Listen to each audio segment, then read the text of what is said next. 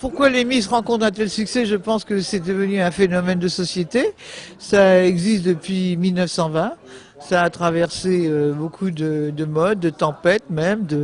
Et puis je crois que c'est devenu un événement avec son Miss France. Qui fait partie de la vie un peu des Français, un peu comme le Tour de France. D'ailleurs, je dis toujours que les gens qui regardent passer le Tour, c'est les mêmes qui nous regardent. Voilà. Eh oui. Alors, quelle évolution avez-vous vécu, ressenti?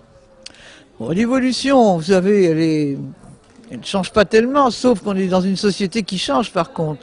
Donc c'est pour ça qu'il faut maintenir les rênes, si on peut dire, maintenir les valeurs auxquelles je suis attaché depuis quelques décennies déjà.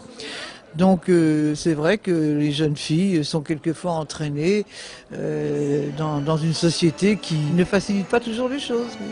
Pour vous qui avez vécu de nombreuses élections, où se trouve le plaisir? Bien, vous savez, c'est déjà un privilège d'être qu'avec des jeunes. Vous savez, je pense à toutes les jeunes femmes qui sont dans les maisons de retraite, ce que j'appelle des mouroirs, où on côtoie l'antichambre de la mort. Donc je pense que d'être toujours avec des jeunes filles comme ça, c'est vraiment un privilège. Ça évite de se laisser aller, de s'encrouter et tout, et d'essayer de rester un peu dans le bain, quoi.